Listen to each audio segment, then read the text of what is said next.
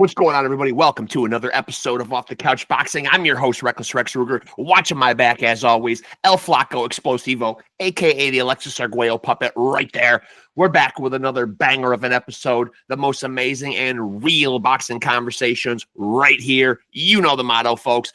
Legends, luminaries, world champions, and fighters on the come up, all coming here to chop it up with your boy, Reckless Rexx. Today is no different. My guest is here. We're getting into it ASAP and chopping it up, man. Let's go. Andy. Hey, what up? I'm happy to have you on here, man. First of all, thank you for doing this. Thank you for doing this, man. It's a pleasure to meet you, man. Thank you for the invite, man. I appreciate it. I appreciate it, man. And so let me kind of start at the beginning. First of all, I watched a great little 9.5-minute documentary on you, man, on YouTube. Remember My Name, which was awesome, man. Oh yeah. Now, who did that? One of your friends? Is that somebody that you know that did that? That was really well done for like a little short movie. It was one, yes. It was one of my friends. So I think he was doing a project for college. Okay. And he just started. He told me to if he could do a little documentary about me. And act natural. Yeah.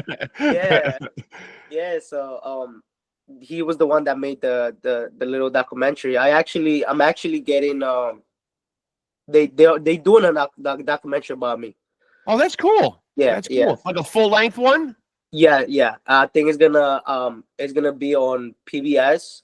Hey, that's pretty cool. That's pretty cool. And so one of the things that I learned that I found very interesting, and I don't know why his name isn't shouted out more, but I found it interesting to learn that one of your favorite fighters, Mi Vida Loca, Johnny Tapia. Oh yeah, man. It's your guy. I love Johnny Tapia, man. He's and I started liking him the day I started watching his documentary. Yeah, he had a good one too. Yeah, he had a good one. He had a crazy life, man. Literally, Mi Vida Loca. He had a crazy life. What was your own upbringing like, though, man? Like, first of all, at what age did you get the boxing gloves on? I started when I was 13. What was the impetus, man? Like, were you getting in a lot of scraps as a kid? Oh yeah, a lot, like all the time. Especially that, like, since I'm a short guy. Yeah. And everybody would just always pick up on, like, they always pick on me and like always trying to fight me. And my mom, I will always get in school. Like, I always get in trouble in school. But that was because I wouldn't let myself. My mom would always tell me, like, yo, if they pick on you, like, do not let them. Like, fight back. Yeah, my mom would always get called from school. They're like, oh, your son just got into a fight. And my mom would just bang on, like, hang up on them because she knew. And I would tell her the truth. I'm like, I mean, I'm sure, like, why would I want to fight? Right. You're not looking for him. Right. Exactly. So it's very tough, though, man, because for people out there who don't know, the educational system, and even now, I've got grown kids, but now I have grandkids, though. You know what I mean? There's not a lot of stuff in place when kids are being bullied, though, man. Like, we raise our kids and tell them, hey, stand up to the bully, or whatever, you know? Yeah. And then when you do, there's always consequences in school, but they're not always riding. They're not always riding to your defense, though. Oh, yeah, definitely. Yeah. And I mean, if you go, like, they always tell, like, the teacher always tell me, like, also, like, tell me, like, and I would do a report. I'm like, that's not gonna work. Honestly, it didn't work like that. But yeah, she after that, she just decided to put me into like something to practice on. First, she put me in karate class. Yeah. I only lasted like 2 weeks. I didn't like it. I think it was just too much. I don't know. Yeah. Then after that, I told her I didn't want to do karate, and there was a gym right next to where I live, and she was like, "Oh, like, I'm gonna put you into boxing." So after that, that's how it started. You didn't find your Mr. Miyagi at the karate school. Yeah, I did it. I actually found it in boxing. He's yeah. Now, shout out the guy in boxing, man, who is your Mr. Miyagi, man. Oh yeah, man. There's Lupin Guzman. He's a really, like, I mean, he's like my dad, honestly, because he really took me out. I feel like because of him, I'm here now. You know, he always treated me like a son. He will always take me to to any boxing shows. I mean, he trained me. He made me the 3-time Golden Glove champion. I had so many bouts, title bouts, amateur bouts, and yeah, like, you know, I mean, I didn't grow up with a dad, and he will always, like, he's Puerto Rican. Yeah. And he always tell everyone, he's like, oh, this is my Mexican son. Yeah. Yeah, cool. he always treats me like a son. He tells people I'm his son. And so, where did you grow up? I was born in Mexico. I came to the U.S. when I was 10 years old. Okay. And I grew up in the Bronx. New York. Once again, I gotta say it, man. We make them. We build them different here, man. Oh, I'm in upstate. I'm in upstate New York, so I'm more up near Syracuse. Okay. But it all counts. It all counts. Huh? How far is that? 2 hours? I'm about 4 hours from the city. Okay. Yeah. All right. Yeah. And so when you get into boxing at 12, had you already discovered Johnny Tapia, or were there any other boxing, idols that you had that you were watching on TV? I used to like Prince Nassim. Yeah. It was just that style. Like his footwork, his ankles, everything. I used to try to practice it. Like, I used to try to practice, and it will come out. But he was my main one. He was my main one. And then after that, it was Johnny Tapia. I started looking at documentary about him. When I saw the documentary about him, I'm like, yo, this dude is tough. Yeah. After whatever he went through with his mom, like, he still, still became a world champion. He still made it. Yeah. Now, correct me if I'm wrong. I wasn't able to find any evidence on of one when I was doing my digging, putting my notes together for you. Inconspicuously, no boxing nickname, or am I wrong about that? No, no boxing nickname. No boxing nickname. Now, now, obviously, it is boxing tradition. So many guys, so many colorful nicknames or whatever. Is it by design, or has one not just come along yet? I mean, my trainer will always he will always call me like La Tormenta, which is like the tornado. Okay. Because I used to always come, I used to always come out like throwing hella punches. Yeah. And I like to fight. Or Abejita, like the bee. Okay. But I mean, I never got stuck with me. So and I mean, I feel like most of the great fighters, they don't have nicknames. Like, I mean, there's a Chavez. You stand alone on your name. Yeah, exactly. Yeah. Now, I'm glad you brought his name up, man, because there's obviously been a rich, storied history of great Mexican fighters, man. Is there one guy that stands out to you as the GOAT of Mexican fighters? Is it Chavez? I would say, yeah, definitely Chavez. Yeah, I would say Chavez. Julio Chavez. Definitely, I feel like that's the main one. But I mean, there's other Mexicans, like Finito Lopez. Like, what about Canelo? Where does Canelo rank? Canelo, I don't know, man. But I mean, he's doing good. I'm not gonna lie, he's doing pretty good. I think he's just the businessman, Yeah.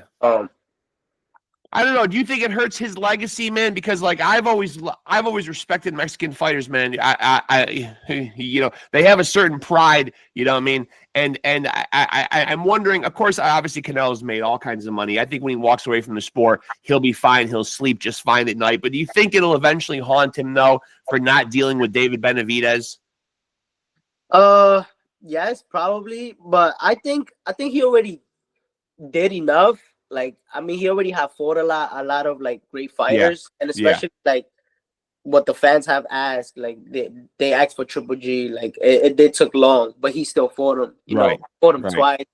He has fought Miguel Cotto. He fought other great fighters, and I just feel like right now he just into the money right now. Whatever. I mean, if they offer him a big payday, then why not?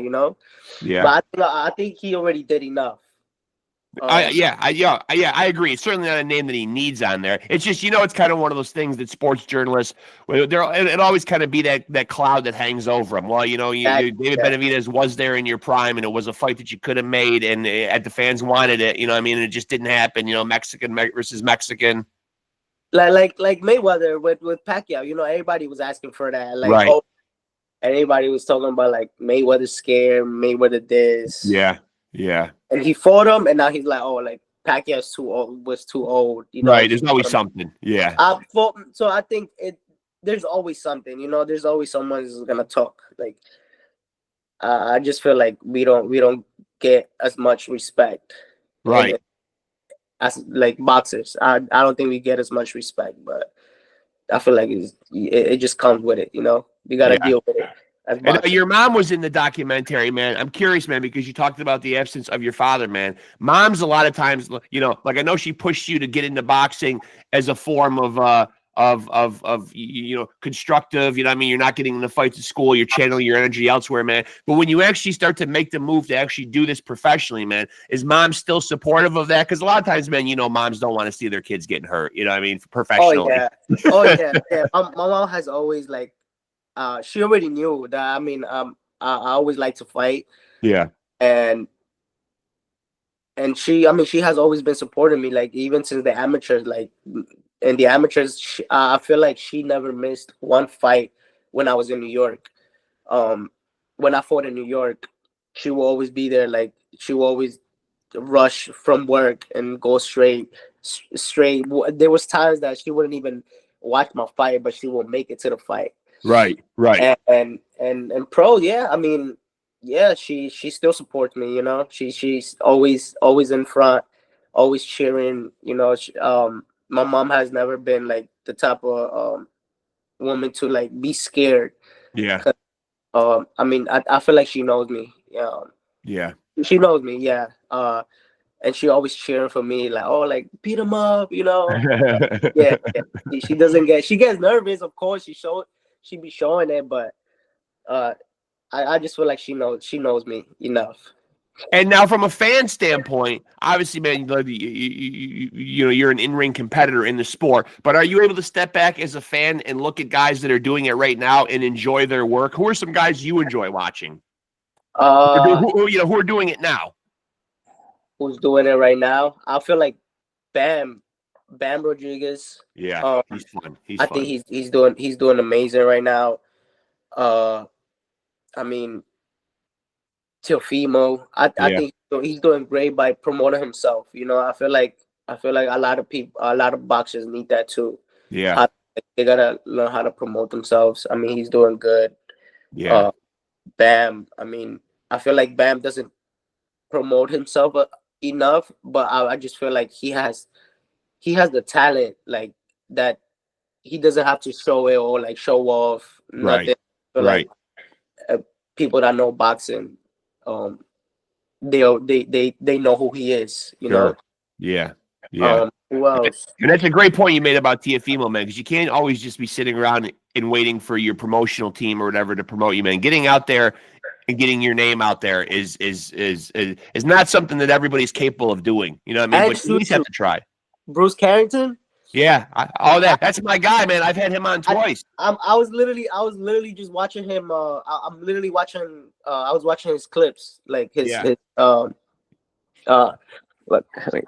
Yeah. I was literally just watching. Yeah. I was literally watching his fights. He's an absolutely great young guy too, man. Shout out to Shusha, man. I've been fortunate to have him on the podcast twice. As a matter of fact, I just had my 200th episode, and he was my guest on episode number 200, man. So yeah, he's he's amazing, man. Dude, I mean, he's from Brooklyn. I grew up with him in the amateurs. Yeah, like, we would most of the time we will fight on the same shows, tournaments. Yep. And I just feel like this dude.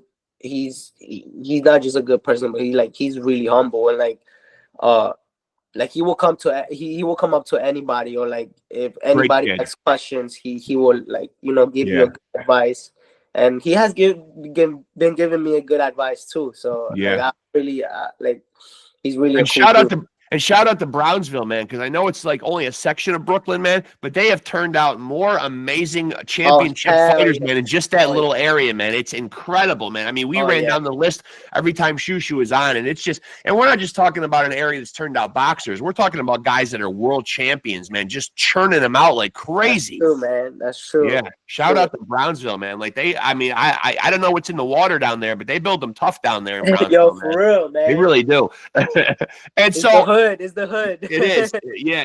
And so I'm looking at the flyweight division right now, man. And I just kind of want you, you are an outspoken guy, man.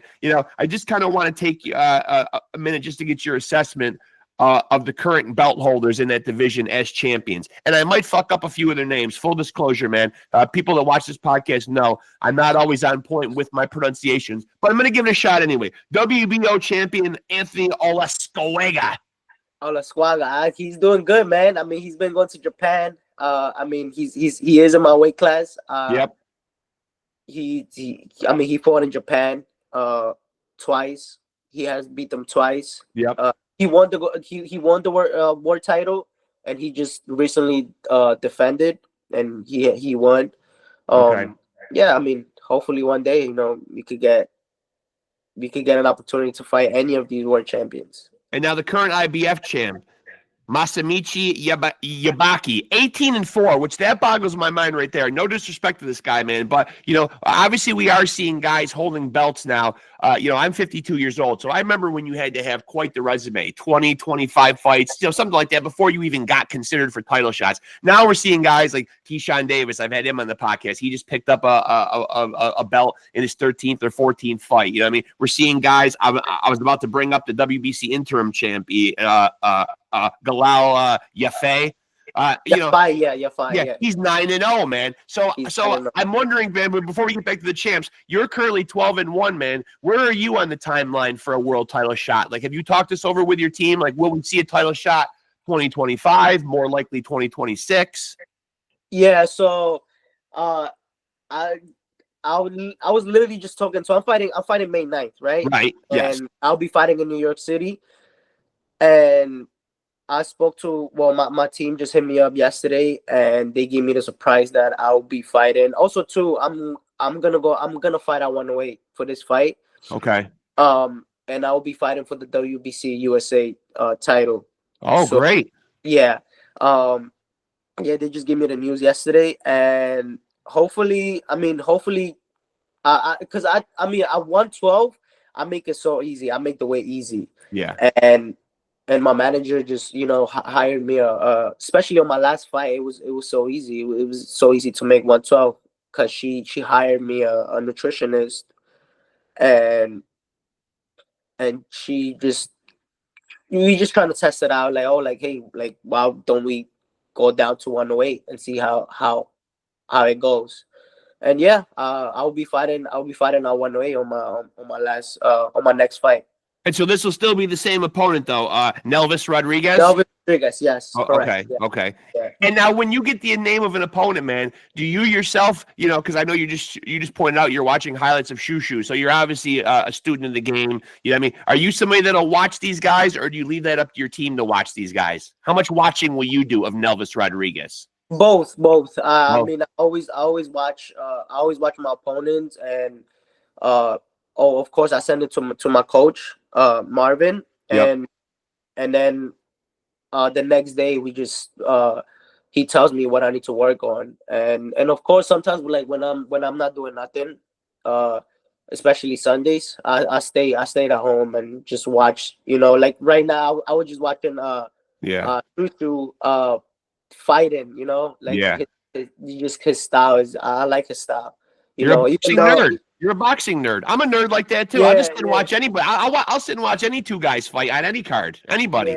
Yeah. So I like at first, like today I started watching my opponent. Like, well, I was watching it before, but today I put it again, and I was just trying to see what he got, and then I put Shushu after, just to see what to do with a southpaw. Yeah.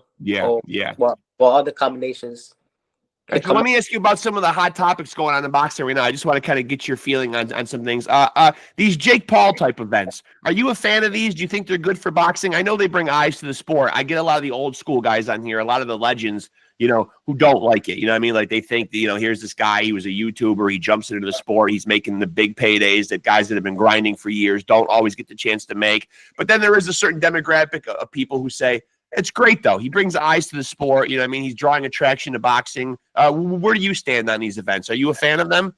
At first, I really like not. I want to say I'm still a fan. Like I watched Jake Paul. Yeah. But at first, I wasn't really a fan of Jake Paul because is a YouTuber, right? And he just came out of nowhere, like, making big fights, coming out on the zone and stuff. And since I'm a small fighter, I'm like, yo, when are y'all gonna pay attention to the small fighters? Right. We also good, like, like we don't get paid as much like as the other fighters, all the other classes. But now it's just like what I really respect. I got some respect from I give respect to Jake Paul is because he's bringing the women's, Yes. He's signed like four like 5 females. I don't know how many females, but he signed a lot. Yeah. And I think it's good for the sport. I just hopefully one day he pays attention to, the small flyweights. And and him as a boxer, I just feel like you got to give it to him. I feel like he is training. I mean, he hasn't fought anybody, and he's gonna end up fighting Julio Chavez Jr. Now that's interesting. Yeah, that's gonna be an interesting fight. I think Junior could bring something. Probably. I don't know. I feel like it's an even fight. Like, I think it's an even fight. The only reason is because I feel like Jake Paul does put in the work. And I don't think he has that much talent, but he put in the work. Yeah.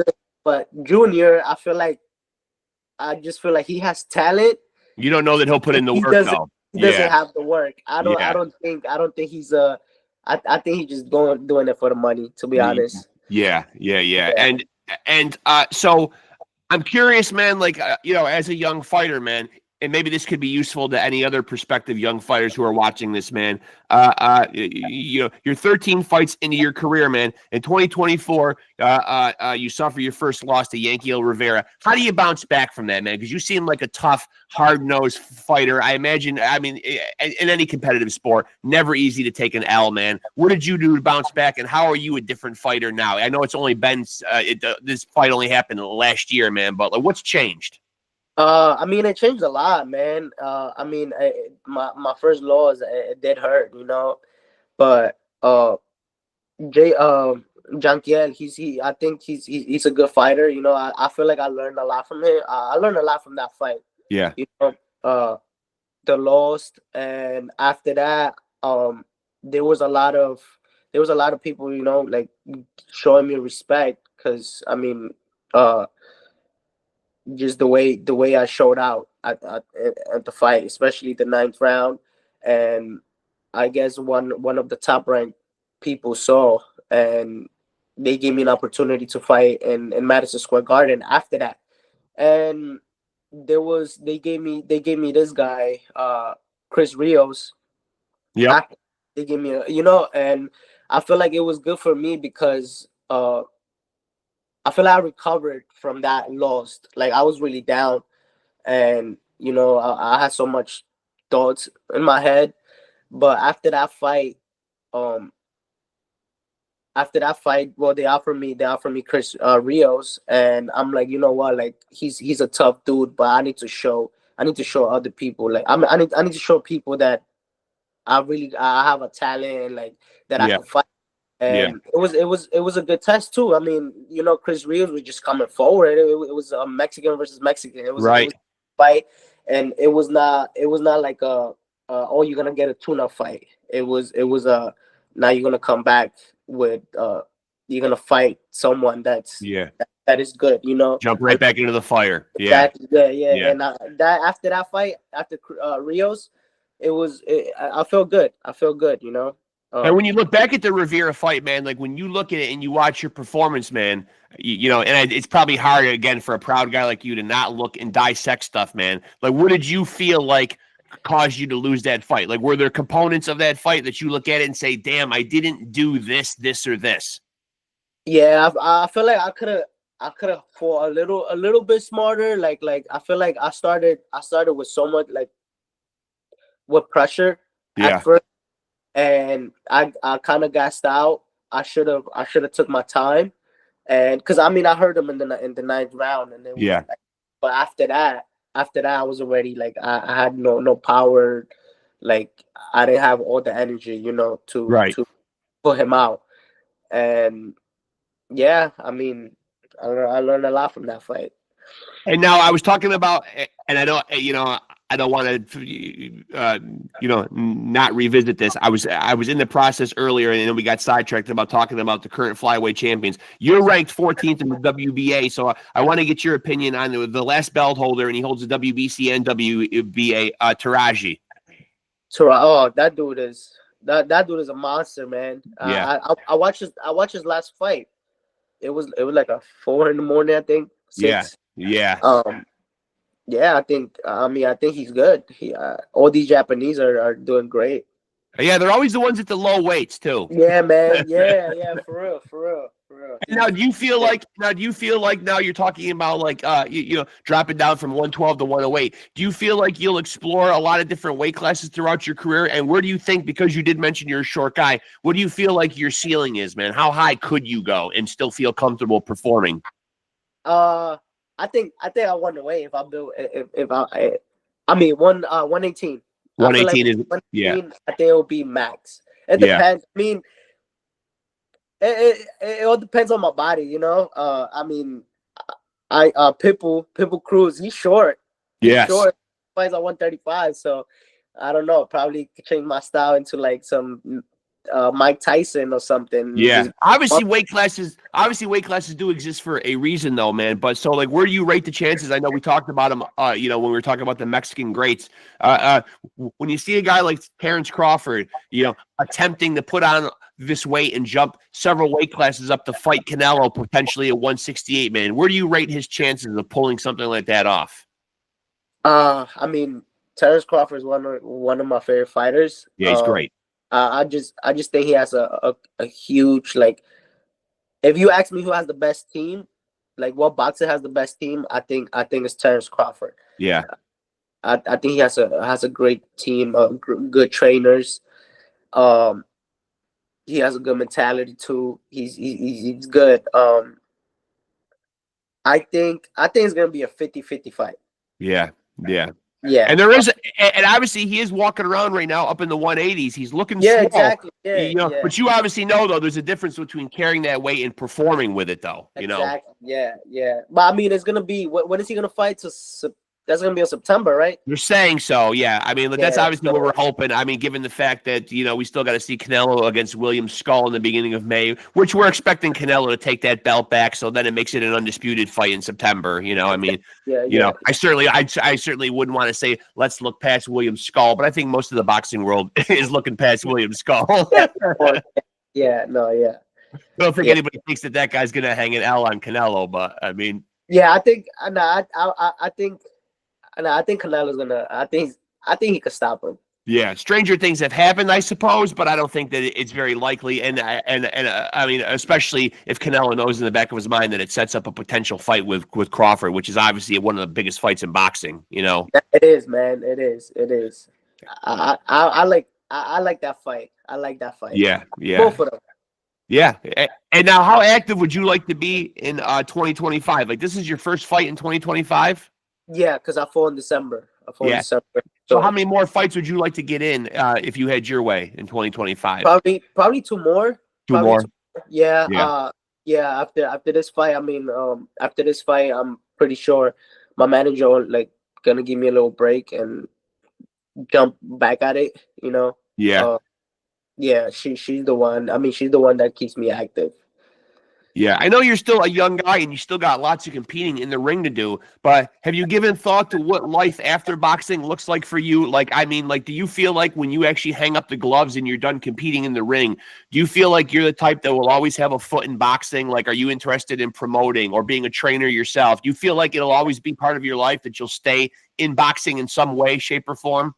Yeah, of course. Yeah. I mean, I would like, I would like to give back. I mean, every time I'm in New York, I always like train at Mendes Boxing Gym. Yeah. And I always go over there and like help. Sometimes like I even spar the kids, and I would like to do that after like my retirement. And I mean, I still do it, but hopefully maybe I could open up my own gym or something. Yeah. Like, on fighters, and of course I want to teach, like in the future I would like teach my kids how to defend themselves. Are you somebody that's thought of how many fights or what age you'd like to fight to? I've talked to guys on here who do have a calculated plan, like where they say, I don't want to still be doing this at 35, or I want to fight, after 30 professional fights I'm getting out, or 40 professional fights. Have you thought that far ahead, or you just kind of play it by ear? No, I haven't. I mean, I feel like I'm still too young for that. Yeah. I mean, I feel like I have a good team behind me. My manager, she's really smart with things, and maybe one day she could help me, like, build something like yep. a restaurant or something, or open up a gym. Yeah. But I right now I don't know. I don't know when I will retire. Definitely not anytime soon. But notice, folks, he did say the boxing manager. He did say she. There's a good woman behind every great man, right? She. Oh yeah. Now, do you want to shout out who your manager is? Oh yeah. Well, we call her Little Loma. But her name is Visher. Shout out to her. She actually just started too. She just started like I would say 3 years ago. 3 years Managing ago. Fighters? Managing fighters. She just started. Yeah, she started. Yeah, she became a manager. She became a manager because of me. She wanted to help me. Wow.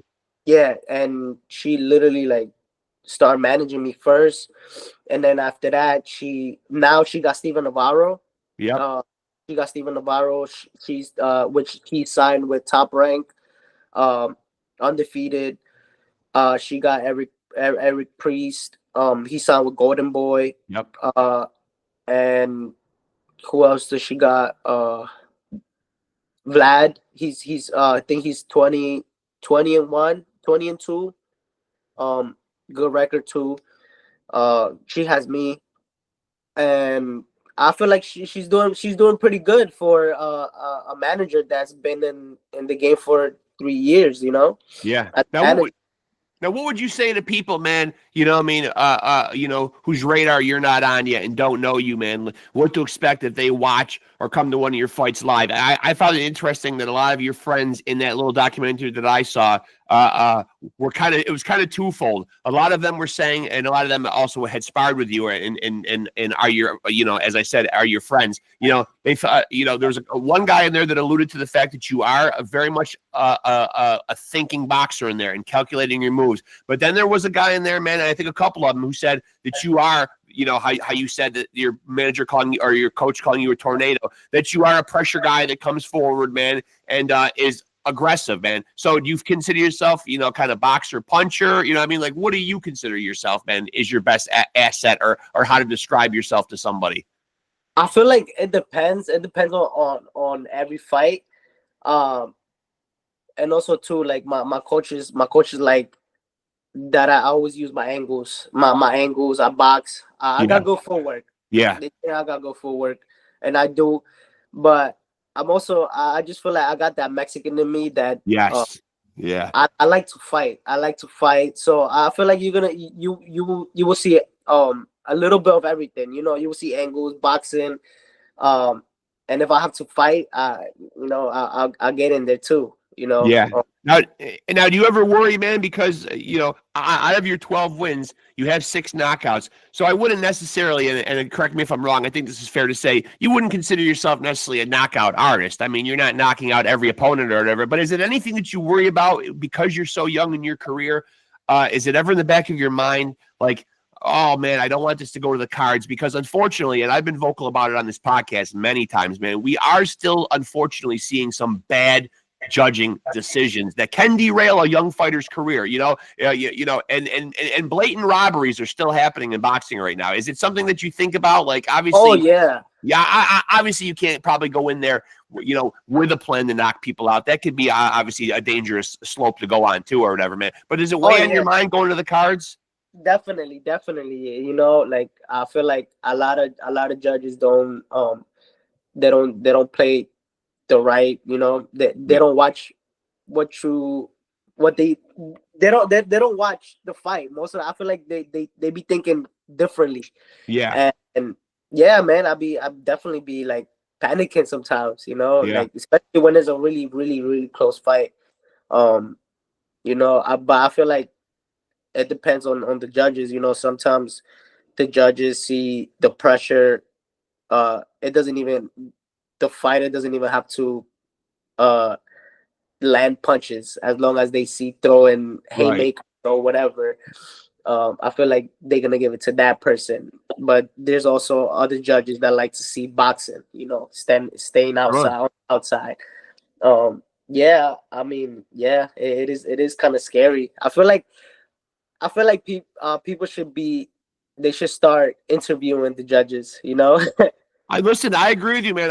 I brought up to many guests on here, man. How do we fix it? What's the solution? I've had a great number of guys like say on here, you know what, man? It might, and I don't mean this to be disrespectful, but maybe it shouldn't be these elderly gentlemen sitting there. It should be people that have actually climbed through those ropes on some level, whether it's amateur or professional, but to actually judge two guys in there having a fight, you should have had some fights in your life, you know what I mean? Exactly. Or know what it's like to climb through those ropes. You know what I mean? Even if they weren't all retired professional fighters, but they had amateur, Golden Gloves experience, you know what I mean? On some level, man, they climbed through those ropes and they know like what to look for, you know what I mean? Rather than just be bowled over by some blood or the oohs and the ahs of the crowd, Exactly. Yeah, man. Because I mean, literally, like, there's been a lot of robberies and there's been a lot of robberies and a lot of future paydays and stuff and the whole trajectory of your career depends on them getting it right. You know what I mean? Like exactly, yeah, man. It is true. Honestly, like me, I don't worry about like me being undefeated, right? Because I mean anybody that will bring me, like I will say yes. Like my manager will bring me this fighter and I will always say, yeah, like, okay, whatever my trainer says, like whatever he thinks, Yeah. But I just feel like if you take a loss means a lot as a boxer. Like I feel like your stocks will go down, Yeah. Like, so I think it's very important, making for the judges to make the right decision. Yeah. Now you kind of alluded to the fact earlier, man, and I don't know if I was reading into it or not, man, but you kind of alluded to the fact that sometimes maybe you think that the low weight divisions, man, do not get the respect that some of the other divisions get. Maybe people aren't as interested in watching 108, 112 pound guys fight. Is that accurate? Is that how you feel sometimes, that you want to bring some attention like to the the bantamweights, the flyweights of the world? You know what I mean? Like that maybe they don't get the recognition they deserve. Yeah, I feel like that's what it is, man. I feel like people just want to see, I guess, knockouts, Yeah, it's like no one's interested. If I'm 135 pounds down, nobody seems to care. Sometimes. Yeah, exactly. Yeah, like I mean, but there is knockouts, I catch a couple knockouts. There's other fighters, small fighters that had catch knockouts. And I mean, we throw a lot of hella punches, man. Yes. I feel like we are definitely more active. And I don't know. I don't know why people like don't pay attention to small fighters. I tell people that all the time too, man. If you want to see throwing, man, and you want to see fights, man, watch the lower weight divisions, man. I mean, no disrespect. I've had plenty of heavyweights on here, but you can see a couple of big heavyweights be laying all over each other and not very active for 12 rounds. That's true. Yeah. I feel like that's what it is, man. People want to see knockouts. And so getting back to the decision thing, man, like was your heart in your throat when you fought in December? Because obviously, man, the ring announcer comes and says, okay, the judges' scores are in. We have a split decision. Do you instantly think, uh-oh, shit, this could be a problem? Man, yeah. Especially that, I mean, the dude dropped me and he dropped me in the third round. He dropped me in the third round, and I mean that dude came to fight, you know. But I feel like I had it. I had it for sure, because after that he wasn't landing. The only reason like it looked like it was a close fight, it was because he was just throwing punches with his gloves open, and then you will hear it. But yeah, I mean, I knew I had it, but I mean, I was surprised about the split decision. Yeah.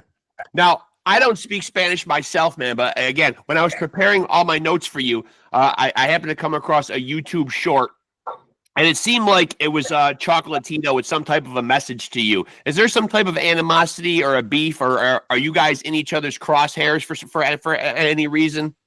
Who, me and Chocolatito? Yeah. Gonzalez? Yeah. Oh no, he's one of my favorite fighters too. Okay. I love watching him, man. He's a legend, man. Is there anybody out there that's in your crosshairs, man, that you particularly like want to fight, or is it just like whatever your team like brings you, you look at it as a business thing? Is there anybody out there specifically that you yearn to fight, or that you're telling your team, hey, I want that guy, make that fight if it's possible? I mean,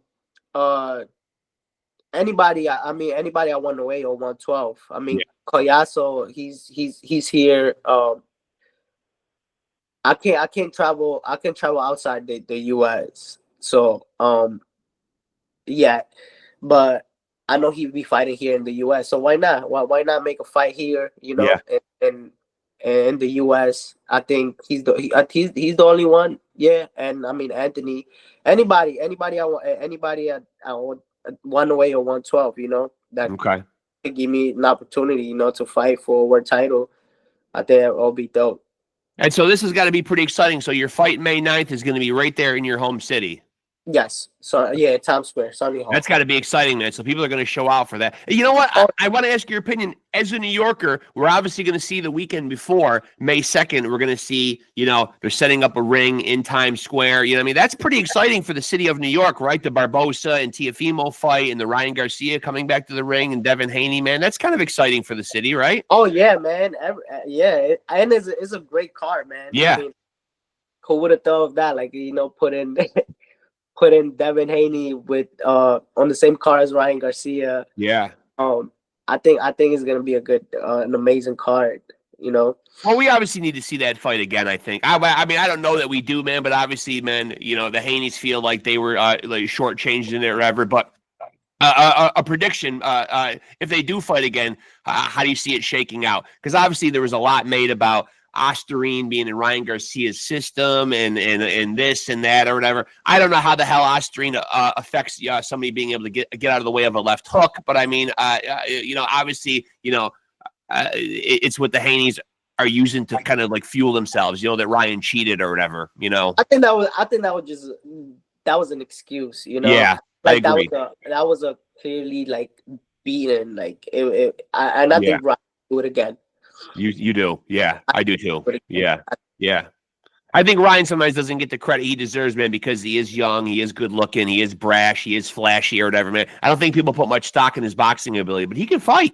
He can fight, man. And I mean, he hasn't said no to anybody. I mean, he has for Tank, you know, he has for anybody that they will put him, you know. Also Rolly too, you know, he fights anybody, you know. Yeah. I feel like you gotta give respect to those fighters. Yeah. And now what can fans expect now before I let you out of here on May 9th, man? You've been scoping your opponent out, man. Any predictions, man? Any predictions? I mean, I'm not gonna go for a knockout, but if the knockout is there, you know, you might see a knockout, but you're definitely gonna see a great performance. I've been working on a lot of things, you know, and hopefully, no, I'm definitely gonna win. Definitely. And where can people tap in and watch this if they're not in the New York area? So we're working right now. Hopefully, it's gonna be on the Zone. It's gonna be on the Zone. Awesome, yeah. Awesome. I'm glad I re-signed up for my membership then. Oh yeah, man. Listen, boxing fans out there, you got to have the zone. I wasn't drinking the Kool-Aid right away first, man, but now I'm sold, man. You got to have the zone, man. You miss out on a lot of fights when you don't have the zone. You have to, man. And honestly, I think I wouldn't be surprised if Top Rank goes with the zone.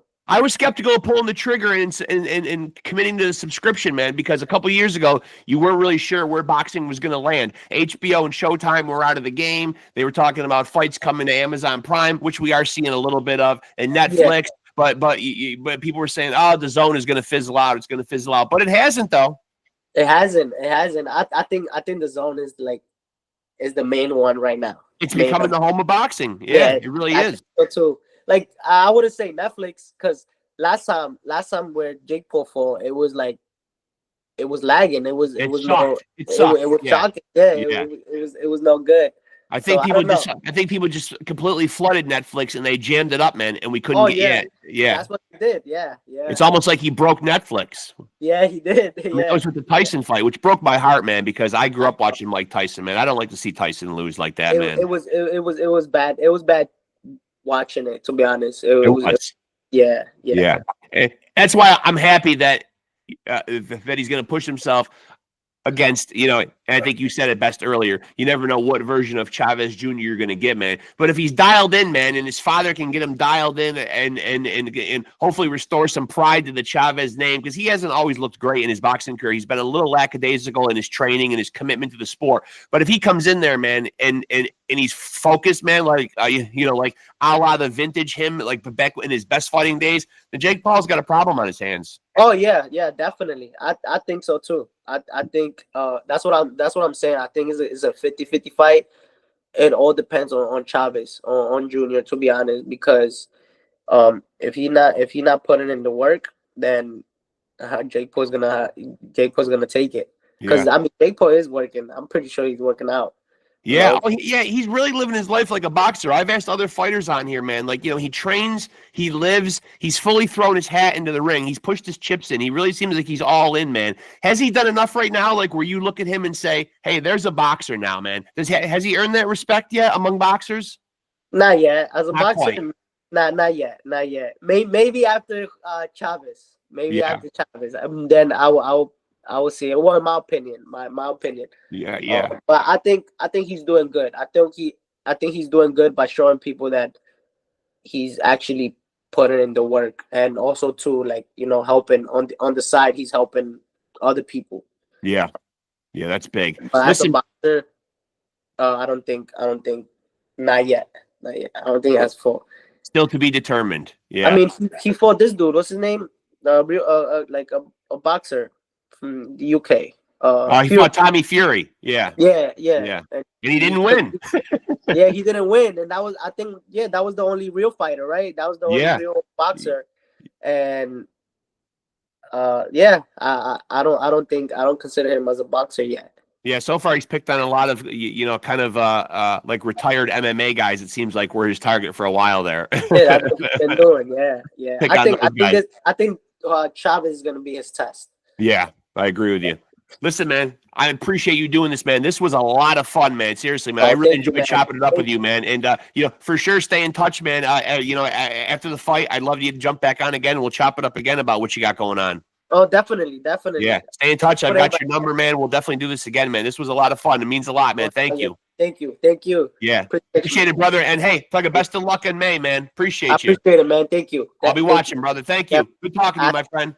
Have a good There he goes, folks. Great young up-and-coming fighter in the flyweight division. Andy Dominguez, 12-1, 6 knockouts. He is. There is a big buzz going on around him in the boxing world, man. Just a high-energy, high-octane guy. Very exciting, man. A huge asset to the sport, man. As he said, man, put some respect on those lower weight divisions, man. Those guys come to fight. You will see whirlwinds of punches and guys throwing leather, man, and some great fights. So don't sleep on those bantamweight, flyweight fights. You know what I mean? Like a lot of people say, oh, I don't want to watch those guys at the lower weight levels. No, that's real talk. That's where you see some of the most amazing fights. This guy is bringing excitement to the flyweight division, man. Ranked 14th in the WBA right now. So keep your eye on him. And of course, what else can I say, man? A Bronx guy. Need I say more? Have we not represented enough here, man? The great state of New York, man. We just keep churning them out and churning them out. And shout out to Shoo Carrington because he's giving that young man words of encouragement. We caught Andy watching Shoo clips on how to deal with a southpaw, man. So, iron sharpens iron, man. Andy is watching one of the best, my favorite, Shoo. So, hey, upward and onward for that young man. And I'm super happy for him, man. He will be fighting on May 9th against Nelvis Rodriguez, as you heard him say, dropping to 108, fighting for a belt, which will certainly up his stock. So super happy for him, man. Great young Mexican fighter, man. Keep yourself tapped in with whatever's going on with Andy Dominguez, man, because you're in store for some excitement, man. He is going to give us some great boxing and some great fights for many years to come, man. His star is just starting to rise, man. So, as I said, man, upward and onward, we will see many great things from Andy Dominguez. So hope you guys dug that episode. Again, make sure to like and follow Off the Couch Boxing on Facebook. That's first. You'll get updates on new episodes, when they're dropping, who will be on them, and any other big boxing news that I can throw your way, man. You will be informed if you tap into the Off the Couch Boxing Facebook page, whether it's fight announcements, fight results, breakdowns, analysis, predictions, viral videos. Like I always say, if something's jumping off at a weigh-in or a press conference, if someone's on there talking some shit, if I can find the clip, I'm sticking it up there, man. Only the hottest, most current news. We got to keep each other in the loop, folks, man. We love this sport. We're passionate about it.